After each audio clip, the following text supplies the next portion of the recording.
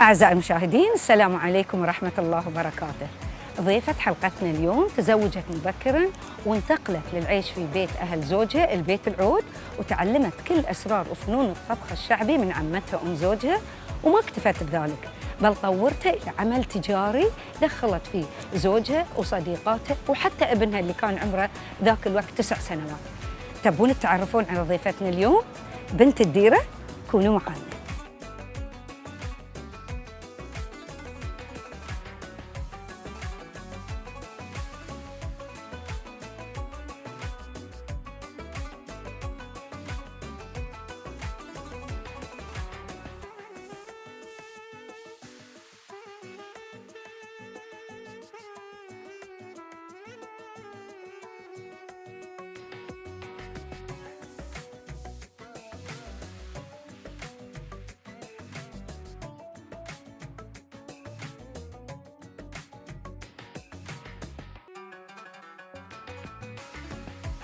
السلام عليكم. عليكم السلام ورحمة الله. أول شيء أبي نشوف ايش تحتاج أم أحمد حق الطبخة، تفضلي. اليوم عندنا طبخة القهوة المموش. أيوة. عندنا طماطة بحريني. أيوة. طماطة عاد بحريني عدل أحمر. تمام قمر. نص كيلو كذي نص كيلو تقريبا. بناخذ تشكيلة. اي نعم. اوكي. وبعد اللي هو البصل الأحمر بعد نص كيلو. اوكي. ونحط فيها الشبت والتابل صرة صرة. زين، تمام أنا أبي قمر. هاي الزعتر، هاي زعتر بحريني. اي نعم. بغيت الله يسلمك صرة واحدة. اوكي. بس وهذا- عندك ثوم بعد راس ثوم واحد. واحد بقى. إيه. اي واحد. وهذه السلري هني أي الكرافس، بحريني. الكرافس. اي نعم. بحرين. هذه بغيت الله يسلمك واحد لو سمحت. اوكي. نبغى اي بعد تشكيلة من السلطة بنسوي سلطة خضراء. اي نعم. اي. اختاري الله يسلمك. نحتاج اللي هو خلينا ناخذ اللي هو البربير. سبن كم واحدة عطنا بغيتي؟ سرة إيه. بردير جرجير تابل كم وبربير. واحدة وسبن كم واحدة؟ تابل واحدة. واحدة. والسبن؟ والسبنت بعد واحدة. اي. هاي اللي طبختنا. فجل تاخذين الفجل اي للسلطه بغيت كل شيء منه واحد يعني، بس الجرجير 4 حبات. الجرجير والبردير والرويد بتاخذين رويد. اي ورويد إيه، نعناع قهوة. بعد. وين الرويد الرويد مساعد؟ هذا. اي قهوه. فجل بعد. شاء حلو الفجل الاحمر. يلا. كيل بعد في. الكيل حلو يستخدمونه الحين للسلطات. إيه. الكريسبي الشيبس. اي وايد صحي. اي نعم. وهي اوكي. الدرة بحرين. ليمون عيني ما الدرة. تحتاجين ليمون؟ ليمون اي بعد نص كيلو ليمون. كم حسابك الله يسلمك؟ دينارين. دينارين؟ تفضل. شكرا. الله يسلمك، شكرا، عفواً. جزاك الله خير، ما قصرت. بالتوفيق ان شاء الله. السلام عليكم. باباي بحريني؟ تسلم يدك، شكرا. بكم الكيلو؟ دينار. عطني من فضلك كيلو لو سمحت. تسلم. الله يسلمك، تفضل. شكرا، تسلم، جزاك الله خير، تسلم تسلم. وهذه بعد الحلويات أي. مال الاول. هذا مال الاول كله. إيه. السلام عليكم. عليكم السلام. شو اخبارك؟ الله يسلمك. راوينا المعجون اللي في القواطي. الحين تشوفين هذه في ما السوق؟ شاء الله اي ما في السوق. مال الاول ذي. مال الاول اليوم احنا إيه، صغار. اليوم احنا صغار. نبغي منه واجد عجب. ابغي منه اثنين. ابغي بعد العصير الطماط. حط لي في كيس عصير الطماط مال الاول. شكرا، جزاك مشكور. الله خير، الله شكرا، يغريك. حياك الله. اوه شوفي هذه نار وشراب. نار وشراب. يبينا طفايه اي الحين. يبغى لنا. السلام عليكم، السلام. شلونك اختي؟ تمام الحمد لله. وش اسم اخترتي؟ اي زين. اي حاجة. وش اللي هو المميز عندك الى الزفر؟ شوفي الشي الزفر الناس تحب الاشياء اللي فيها ليمون. اي نعم. زين فدقوس الليمون هو افضل شيء حق الزفوره يعني. تمام. بس اني بالنسبه لي احب حق السمك، احب اللي هو الباذنجان واحب المكسرات. المكسرات والله يعطي طعم من حلو. الاسم حلو. زين، خلينا ناخذ المكسرات والليمون والباذنجان، خلينا ناخذ ناخذ الثلاثه. الثلاثة، تمام. عندك على الانستغرام؟ اي عندي انستغرام اي. نار وشراب. وتجيك اوردرات من برا؟ اي عندي أي. اوردرات من برا، عندي اللي هو تصدير حق امارات، عندي دوله اوروبيه بعد تاخذ من عندي. الله يوفقك، الله يوفقك. كم حسابنا حبيبتي؟ 6 دينار. 6 دينار ان شاء الله. صح؟ تفضلي. أونلاين. الله يغنيك، شكرا. تسلمي. عليكم شكرا بألف عيني، عافية الله يعافيك، حبيبتي. مشكورة، الله يعطيك العافية. يسلمكم. الله شرفتونا. يسلمك، حياك الله الله، يسلمك. الله يسلمك. وهذه بعد العطور. السلام عليكم. سلام. يا هلا، الله يسلمك. مبارك. الله يسلمك. هني بعد الشباب عندهم الفخار، ويسوون رسم سلام. بعد، شفتهم ما شاء اي الله. رسم يسلم إي. للاطفال اذا إي، إي، يبغي. إي.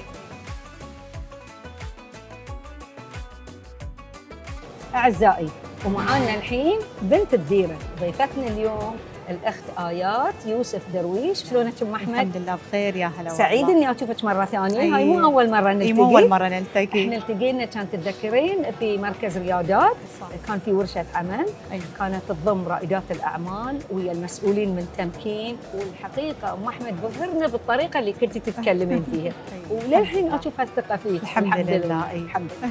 ام احمد كلمينا عن نشأتك، دراستك، عرفينا اكثر عن نفسك. طبعا أنا من أول ما خلصت اللي هو دراستي الثانوية دايركت إن أنا تزوجت. اي نعم. انزين دخلت يعني على عائلة حبوبة اجتماعية وأنا صغيرة، عمري طبعا 17 سنة، كنت أقعد مع أم زوجي انزين الله يحفظها، كانت تعلمنا، كان وهي تطبخ تشرح إلينا. اي نعم. فأنا كنت أسمع وأسجل زين، فكنت آخذ منها الطبخ أطبخ في بيت توصين العيلة. عليهم. اي اتعلم هناك. اكيد كل جمعه طبخه غير. اي كل جمعة اتفنن اليهم. إيه. يعني كسنتني انني 17 سنة وكنت اطبخ 4 أو 5 دجاجات، هاي كان شيء يعني إيه، عظيم. لأن تجمع إلينا. العائله كلها. تجمع اي، وكنت كانوا يعني دائما كانوا يمدحون في الطبخ، يعني إيه. سواء كان اللي هو لين او ماصه، كانوا عاجبينها بالطبخ يعني بشكل عام. اي نعم. فاتعلمت على عائلتي. وانت اخذتي يعني هاي التعليقات بصدر رحب، اي ان انت تطورين شغلك. اي صح، تمام. اتطور واقول لام زوجي ترى كانت كذي، كانت اللي سووا لها هذه طريقه خطا، لازم تسوينها كذي. نعم. وتعلمت الاكلات الشعبيه لان زوجي كان يحبها. الحين استمريتي في ان تعلمتي الطبخ كله. اي وين ودت حبك للطبخ؟ وين صارت الخطوه اللي وراها؟ اي هذه بعدين قعدت اطبخ واصور وانزل في المنتدى، اسمه مركز البحرين التجاري. اي نعم. كان زين. هاي سنه كم تقريبا؟ بدينا هاي يمكن من سنه 2012 الى سنه 2013، بعد ما اني نزلت اللي هو صور وطبخات وكذا، جاني عرض عمل زين في احد المطاعم، فرحت اشتغلت هناك وكذا، ونزلت في المنتدى اني بديت اطبخ واشتغل. في تعليق جاني قلت له احنا نسمع ان انتينا فتحتي ليش مطعم اشتغلتي، تمنينا ان انتينا عندش مطعم. هاي بعد كان يعني التعليق خلاه في بالي اني بعد اراجعه، فاستمريت في شغلي وكذا وانا افكر في هذه السالفه. بعدين حسيت ان انا استغلال كان يستغلوني. ما كانوا يعني ما يقدرون جهودي ولا شيء، فيعني دائما اروح البيت مكسوره الى زوجي. مع ان انت تحبين الطبخ. احب الطبخ وكذي. فزوجي قال لي ايش رايك نفتح لنا يعني مطعم وكذي، يعني ما عجبني لان بيوتهم يعني كان بيته صغير وبيوت قايله للسقوط. فبعدها بعد طلعت من المطعم وبعد اشتغلت في مطعم ثاني. نعم. فبعد صاحب المطعم الثاني فضل الاجنبي علي، مع انه ما تميت الا عنده اسبوع كامل. قال لي خلاص احنا نستغني عن شغلك وهذا حسابك، حتى فرصه تثبتين وما اعطاني امكانياتك وقدرتك او تتطورين حتى. بس يعني صاحب المطعم الثاني فادك. صح، لان هذه حطت يعني خلاص بدون تردد قررتي توافقين على طرح زوجك. احيانا المواقف مو تكسرنا تقوينا. صحيح صحيح. فهذا انا الشيء صدق رجعت انا قويه، فرجعت الى زوجي قلت له خلينا نفتح المحل. فقمنا باجراءات المحل وكان عباره عن كراج. كراج في البيت. زين حتى يعني مدخله كان صعب، فزوجي اضطر انه يبيع سيارته، يعطيني مبالغ يعني بسيطه كان عنده. نعم. فالحمد لله طورنا المطعم في سنه 2013. زين. وشنو كان دور ام زوجك اللي هي علمتك الطبخ وكل شيء؟ يعني تشوفك ان انت بتبتدين شغل، شنو كانت رده فعلك؟ كانت يعني ام زوجي دائما تشجعني على هذه النقطه، ويوم فتحنا اليها هذا الموضوع رحبت فيه برحابه صدر انها تساعدني. البيت باسمها طبعا ارمله. زين وافقت دايركت ان تعطيني المكان، مع ان هي انحرمت من اللي هو المبلغ اللي يدش عليها من الشؤون او من الارامل. اللي هو المعاش التقاعدي. المعاش التقاعدي. لانه ما عاد العنوان سكن، صار عمل تجاري. صار عمل تجاري. جزاها الله خير. ما قصرت وياي. تحيه حق ام سعيد. هي يعني ما شاء الله عليها بفطرتها وبطبيعتها وبطيبتها علمتك، حببتك في الطبخ. تتذكرين اول بيعه سويتيها، اول اوردر؟ صح، اول اوردر طبعا رجال جاني من المنتدى. زين وشجعني قال لي انا خاطر تسوي لي مكبوس، وهو يشتغل في الوزاره وكذا. ما ياكل اكل بيوت. نعم. فهو حاب انه ياكل اكل بيوت وكذي، فقال لي ايش رايك تسوي لي مكبوس هامور كذي. انا واجد استانس ان هذا اول طبق يعني بستلم رزقي منه. تحت البوك اشوف ما عنده الا 7 دينار، اقول يعني هذا يكفيني بس الى الودام يعني اللي الحين باخذه والعيش. اما البهارات بهارات عمتي ما تقصر في المطبخ. هذه شريكه وياكم. شريكه وياي. راس المال بعد. راس المال بدا فيها صراحه. هي الخير والبركه. فاخذت الى الودام وسويته واثنى على اكله صراحه. أي. واجد عجب الاكل، انا واجد استانس. هذا التعليق اعطاني طاقه حلوه يعني ان انا ابدا. اي نعم. يوم ثاني قاموا تجيني الاوردرات، أي نعم. دجاجه واحده، دجاجه ونص.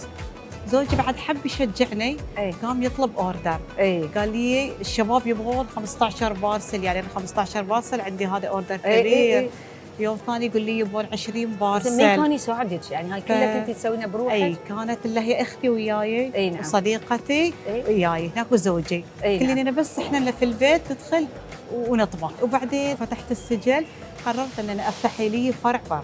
اي نعم. اي وين فتحتي؟ فتحت لهم مو بعيد، بما ان لهم زبايني صوبي، انا منطقه السنابس، فتحته في جد حاس. نعم. اوكي. فتحته، كان الى شخص بيسوي مطعم، هو عنده سمعه طيبه يعني هذا المطعم، زين، فيفتخر فيني. اي فخبرهم روحوا قولوا لبنت الديره اذا بغت ان هي تفتح المطعم انا بتنازل بعطيها مطعمين، جزاها مع الله ان خير. اشتغل فيه 80% اسسه كمطعم.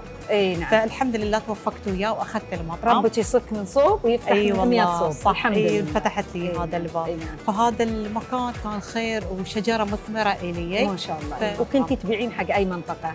المناطق المجاوره كامله لنا، خصوصا الشركات أي. كانت تدعمني، بعد شركات البيبه، تمكين، أي. مال كربابه، ضحيه السيف كانوا ياخذون ياخذون من الموظفين. عندك. طبعا بعدين دخلنا على موضوع يعني هي الكوفيد واشياء ثانيه. أي. شلون تصرفتي في هاي الفتره؟ تحديات وايد اكيد لاقيتك. طبعا. اي عكستنا صراحه، أي. الناس واجد تخاف. اي فحتى لدرجه ان احنا اذا نوصل اليهم او يعني زوجي يوصل، ما بس نخليه على باب أي. البيت، ما أي. ندخل حتى ممنوع يعني. اي اي. فكان عندنا الدليفري ازيد من الطلب، فكان الشغل مستمر يعني الحمد لله.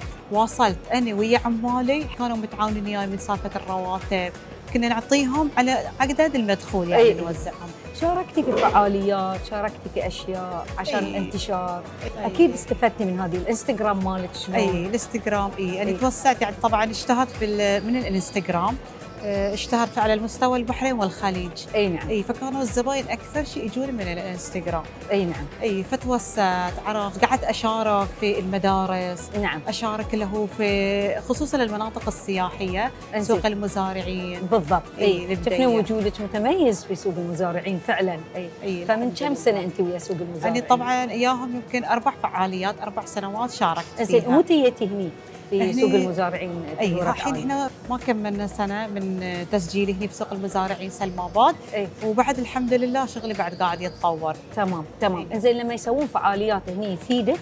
يفيدني واجد الفعاليات، يعني ما شاء الله ترفع المدخول. نعم. هني يعني انا اشجع ان تكثر هاي الفعاليات، نعم. خصوصا في المواسم البارده عندنا في البحرين. صح. اي لان العوائل تضطر تطلع تغير جو. اي اكيد. زين بغيت اسالك ام احمد، شو استفدتي من برامج الدعم الموجوده في الدوله؟ أي. سواء من تمكين، من بنك البحرين للتنميه. اي انا قدمت بس على تمكين. اي نعم. فاستفدت منهم من الاجهزه، من ناحيه الاجهزه اخذت منهم الى الموظفين البحرينيين. أي نعم. الدعم. أي هاي نعم. يعني اللي قدمت عنها. وبعد اثناء الجائحه كان في برامج دعم بعد. اي بعد نعم. ساعدونا، استفدت منهم من ناحيه الدعم الى الايجار. هل سمعتي عن محفظه ريادات لرائدات الاعمال البحرينيات؟ لا ما سمعت عنه. زين ايش رايك ننتقل الى السيد ياسر مظفر مدير الشؤون الماليه في بنك البحرين للتنميه، لان هذه المحفظه فيها ميزات كبيره تقدرين تستفيدين منها. تمام. اعزائي كونوا معنا. السلام عليكم. وعليكم السلام. شلونك ابو عمار؟ الحمد لله. كيف تمام. حالك؟ الله يسلمك. سيد ياسر ممكن تخبرنا محفظه ريادات كيف انشئت وش تقدم حق المراه البحرينيه؟ محفظة ريادات هي محفظة ما بين بنك البحرين للتنمية وتمكين مجلس الأعلى للإمارة. ايوه. هي تقدم خدمة تمويلية لرائدات الأعمال البحرينيات، ومن شروط البرنامج أن تكون رائدة الأعمال البحرينية تمتلك 51% نشاط، تكون نشاط في البحرين. هل ممكن تستفيد منها اذا كان عندها سجل افتراضي؟ يمكن تستفيد منها. شو تقدم محفظه ريادات قياسا بالتمويل العادي اللي تقدمه تمكين؟ تمويل الريادات هو تمويل متوافق مع الشريعة الإسلامية، تمام. تمويل إسلامي. أرباحها تكون مدعومة من قبل التمكين. نعم. بنسبة معينة، ويمتد التمويل لمدة 7 سنوات. والمميز في البرنامج هو أنه بيكون في منصة بلاي بوت، اي نعم. اللي هي منصة تدريبية لرائدات الأعمال نعم. لتعليم أصول التسويق، الكوست افشنسي. اي نعم، واستشارات. واستشارات. اذا احنا مو مساله بس تمويل، فيه استشارات، فيه تاخذون بيدهم تعطونهم تدلونهم على الطريق الصحيح صحيح. عشان يقدرون ينجحون في عمل. وانتم شنو دوركم بالنسبه لسوق المزارعين في هورة عالي او في سلمبان؟ طبعا سوق المزارعين تحت اداره بنك البحرين للتنميه. نعم. تم تاسيس سوق المزارعين في عام 2018 بالتعاون مع تمكين ووزاره البلديات والزراعه. اي نعم. وطبعا المبادرة الوطنية لتنمية الثروة الزراعية. الدور بنك البحرين للتنمية هو إدارة السوق وتنظيم فعاليتين كبار في السنة، واحدة منهم فعالية عيد الوطني، وفعالية الثانية خيرات النخلة. ابو عمار، ممكن تخبرنا عن الدعم اللي قدمه بنك البحرين الوطني للمزارعين وشنو المزايا الأخرى اللي تقدمونها؟ احنا كبنك التنمية نقدم شغلتين، الشغلة الأولية الإيجارات تكون مدعومة حق المزارعين. تمام، اللي هي داخل السوق. وفي نفس الوقت نقدم تمويل للمزارعين بمبلغ معين، المبلغ يكون خالي من الفوائد. في الحقيقة أن سوق المزارعين بهورة عالي يقدم وايد خدمات للمزارعين، يعني طبعا الإيجار رمزي، لكن الخدمات اللي يحصلونها في السوق من مرافق، أماكن للأكل، حتى أنتم عندكم مكتب أتصور تقدمون لهم استشارات، صحيح؟ صحيح. ممكن تطلعنا على هذه الخدمات؟ طبعا عندنا فرع من فروع بنك بحرين التنمية موجود في سوق المزارعين. أي نعم. يمكن للمزارعين تقديم طلبات قروض والصيادين في نفس الوقت. طبعا القروض تكون خالية من الأرباح. نعم. ما فيها أرباح، هي زيرو بروفيت، وهاي طبعا بالتعاون مع وزارة المالية. الله يوفقكم. أعتقد أن يعني هذه المفروض كل المزارعين البحرينيين يستفيدون من هذه الخدمات اللي قدمها بنك البحرين للتنمية، لأن هي دعم لهم حتى ينجحون. وطبعا هاي جزء من الدور المهم اللي يقوم به بنك البحرين للتنمية، الإسهام في المبادرة الوطنية لتنمية القطاع الزراعي وجعل البحرين خضراء، وإن شاء الله نرجع للبحرين بلد المليون نخلة. شكرا، ما قصرت أبو عمار، نتمنى لكم كل التوفيق. مشكورة، ما قصرتي على الاستضافة. حياك الله. أعزائي، نعود لضيفتنا بنت الديرة، كونوا معنا. أعزائي، نواصل حوارنا ويا الأخت آيات صاحبة مطعم بنت الديرة. أم أحمد، هل بتستفيدين من محفظة ريادات؟ أنا ما كنت أدري، بس يوم سمعت أكيد إن شاء الله راح أستفيد. هاي أكيد بتفيدك حق التوسع إن شاء الله. هل سجلتي علامتك التجارية؟ إي إن شاء الله راح أسجلها، إنزين، لأن أنا صراحة هذا غفلت عنه. إي بس إن وايد شاء الله مهم مستقبلاً تحفظين حقك، لأن ما تبين أحد ياخذ جهدك كله. أي إن شاء الله. شنو خطتك الطويلة الأمد حق الاستدامة؟ والله الحين يعني في بالي إن إحنا نتوسع بشكل واسع في البحرين، وهذا ان شاء الله راح اعطيه اولادي. ابدا باحمد الكبير، بما انه فكره انه يوسع المحل، ان شاء الله يبدا فيها بخطه مستقبليه شبابيه. ان شاء الله، دائما الشباب لهم نظره غير ويعرفون الحاضر والمستقبل. أي. الله يوفقهم ان شاء الله. ان شاء الله. ايش رايك ينضم لنا احمد وحدثنا هو عن خطته ونظرته؟ ان شاء الله.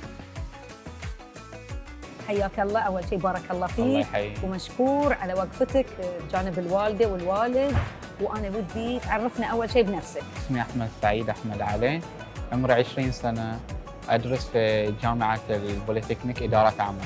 احمد، خبرني عن دورك في مطعم بنت الديرة من يوم كان عمرك 9 سنين في البدايات في 2012 الى اليوم، وكيف تطور هذا الدور مع السنين؟ افتتاح امي كان مطعم في 2012 يوم كان عمري 9 سنوات. يعني كان دوري ذيك الفتره بسيط، كنت اساعدها في امور بسيطه، اطالعهم شلون يمشون الشغل. نعم. شوي شوي بديت اتعلم اني اخذ الاوردرات، تمام. اتكلم ويا الكاستمر، بعدين زادت المسؤوليه علي. اي نعم.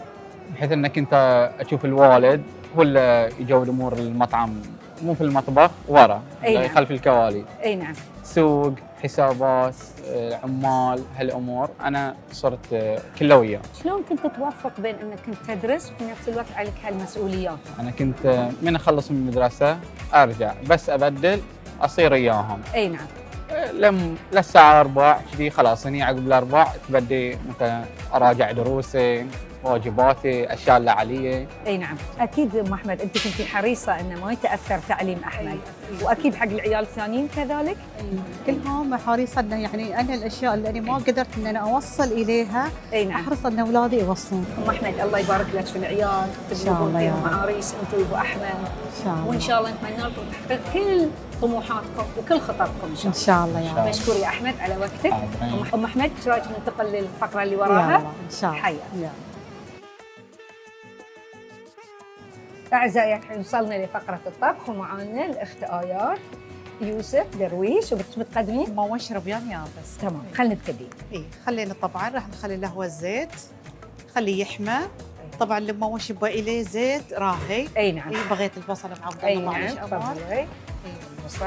اي راح ننزل عليه البصل الاحمر. يبقى لي شوي البصل وقت. اي نعم. انت هني حطيتي الطماطم اللي شريناها ضربتيه في الخلاط. اي وهاي الاعشاب اللي شريناها. تابل اللي هم- والشبن.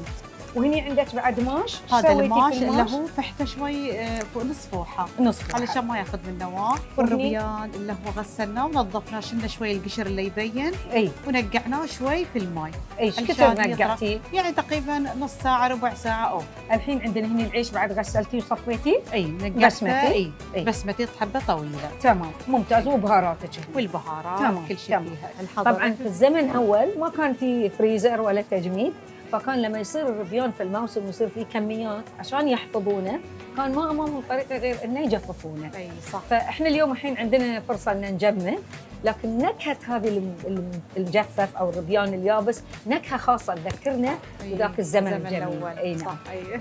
الحين ام احمد ايش بنسوي؟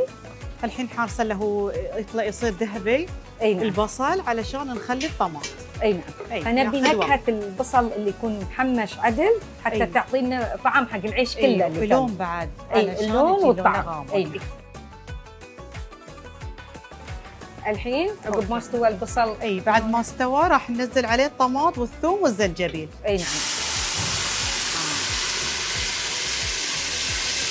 انت ما تبين الثوم والزنجبيل يحترق في الزيت فتحطينه ويا الطماط. اي علشان لا تطلع يعني طعم إي. الثوم قوي، فنخليه ويا الطماط احسن. نعم وبعد ما يحترق في الزيت يصير ما لونه يحترق. بعد. اي نعم. والحين راح ننزل له هو البهارات إي. الصحيحه الكامله والمطحونه. اي نعم. طبعا الزفر حلو مع اللي هو نحط اللب الليمون. اي نعم. حطينا اللب والليمون كامله. يعني هاي شلتي من فتحنا. الحبوب والقشور. اي نعم. اي نعم. تصير أوكي. حموضتها حلوه، والبهار الهيل والورق الغار والدارسي اي نعم. راح ننزلهم. زين.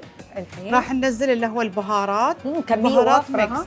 اي البهارات ملعقتين كبار. أي. اوكي. اي وهذا الكركم. نعم. اي الى اللون بعد يعطي لون حلو. اي وشيل الزفر. نشيل نعم. الزفار صح. وكميه الملح ما بخليها كامل، بنتظر شوي لان الربيان اوريدي فيه ملح. في ملح صح. أي. صح. فبخلي شويه وبنقالب عليه. اي نعم. الربيان وايد فيه فوائد ومصدر مهم للبروتين، وكذلك هو في الاوميجا 3 اللي مفيد حق القلب، مع انه له سمعه سيئه انه حق الكوليسترول، بس بعد له فوائد كثيره. بعد فيه هو مصدر مهم لفيتامين بي 12 اللي وايد مهم حق الذاكره، وكذلك هو حق الكريات الحمراء ومفيد حق العمليات الحيويه. فاحنا لازم نوازن، اللي عنده الكوليسترول ينتبه والباقي لا يفوت فوائد الربيان. الحين طبعا راح ننزل الربيان. اوكي. زين بعد ما غسلناه الماء صافي بننزله بالماء ماله. نعم. نحتاجه لان الماء انا ما تبينه يصير يابس ترى. أي. اوكي. وبعد بننزل عليه مباشره بعد اللي هو الماش. الماش. اوكي. طيب طبعا الماش هو من البقوليات، فهو مصدر مهم حق البروتين النباتي، في فيتامينات، في الياف، في املاح، وبعد هي البقوليات اللي يعني هي كربوهيدراتيه لكن مو مثل السكر السريع ان يمتص الجسم، بالعدال بالتدريج، صح. فتشعرنا بالشبع وما ترفع مستوى السكر بسرعه. طبعا الحين بنضيف اياه بنزيد شوي ماي اي نعم. علشان يطبخ، ياخذ له حوالي شوي ربع ساعه. احنا نضيف كل هاي لان الربيان مجفف، فنبي الربيان يستعيد الرطوبه اللي فيه الاعشاب. الاعشاب. اي نعم. الحين نضيف فأي، الاعشاب، طبعا ما بنخليها- نضيفهم من البدايه لان نبي النكهه اي صح. فريش، النكهه اي وبنخلي بعد شويه بعدين يا حق العيش. حق العيش. أي. اي نعم. اوكي. راح اللي هو نخليه على راحه كذي ربع ساعه ونرجع اليه. نرجع له. أي. تمام. ها الحين اختي صار جاهز؟ اي الحين صار لنا اللي هو ربع ساعه. اي عندنا الحين. اي ريحه البهارات اي طلعت. شوفي اللون الربيان شلون صار. اي صار شلون حلو. اي نعم. حتى البقوليات اللي هاي الماش انفتح نضج. شوي نضج. اي نضج. أي. تمام. اي الحين راح ننزل عليه العيش.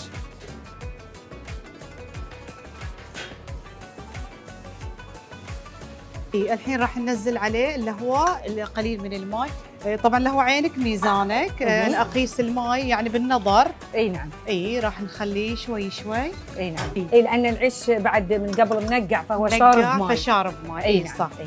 وراح نزيد بعد الملح فيه. اي نعم. احنا الأكيد قبل ما قصر. حطينا كل الملح إي. صح؟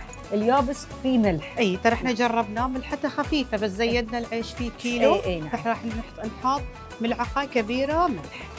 الحين شوي بدا يطبخ إي يغلى. نعم. بنحط عليه الحشيش. الباقي اي نعم. اللي هو التابل شبنت يعطي ريحه في الاخير. اي نعم. اي اي نعم تمام. راح نخليه يغلي شويه ينقص شوي الماي ماله ونسكر عليه. اي نعم.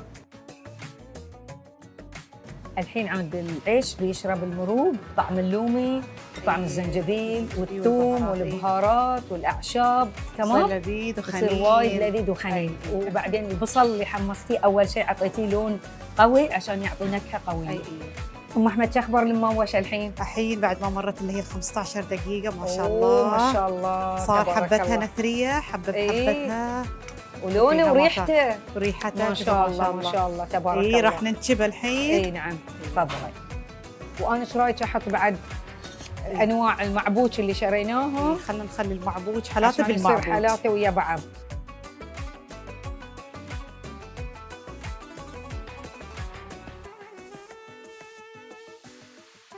خلي عليه لمسه شوي من البصل.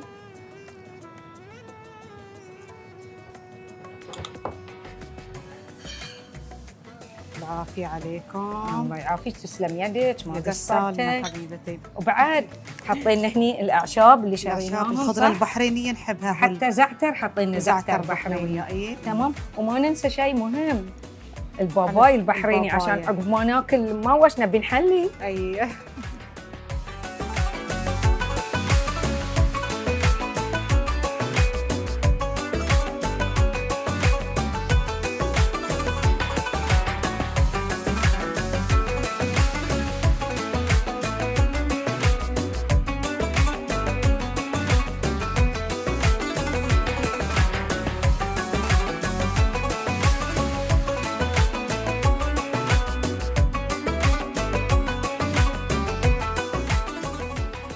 مطعمكم متخصص بنت الديره في شنو؟ غير طبعا المموش اللي الحين شكله عجيب أيه. نبي نضرب عليه بالخمس. اي الله يخليك. طبعا احنا مطعمنا معروف بالاكلات الشعبيه التقليديه، اي إيه. شيء شعبي نقدمه البحريني اللي هو المشابيس، المندي، البخاري والريوق تقدمون ريوق؟ والريوق نقدم بعد إيه. البلاليط، العصيده. الساعة كم الكبدة. تبتدون؟ من الساعه 7 الى 11 ونص. زين وتسوون بعد حق برا حق اذا حد يبي يسوي نسوي طلبات البوفيهات، حق العزايم. الولايم. اي عزايم، نعم كل شيء خصوصا نسوي. ايام الاعياد وغيرها. خصوصا ايام الاعياد اي نسوي. ورمضان شلون؟ ورمضان بعد متوفر عندنا الفطور والسحور. شنو الاطباق حق الفطور تسوون؟ هذا هو الثريد، إيه. الساقو والهريسه والكباب والقيمات، يعني نعم هاي وتسوون المقليات. محمر سمك حق اي هاي الغرقاء. للطلب اللي نسويها. اي نعم اي نعم إيه. تسلم يدك. شنو تسلم. الانستغرام مالكم؟ بنت الديره. بنت الديره. الله يوفقك ان شاء الله. إن شاء الله يا ما ربي. قصرتي شيء رائع ووايد حلو. ايش رايك الحين نجرب احنا؟ والحين طبعا يعني خساره الجمهور ما يقدرون يجربون. ايش رايك نجرب عليه من هالمعبوش نجرب وهاي بعد الليموني اي هذه الليمون دقوس الحار. الليموني. اوكي. اوكي انا بجرب من دي واللي بالمكسرات. اوه الحين يبي لنا سياره الحريجه. اي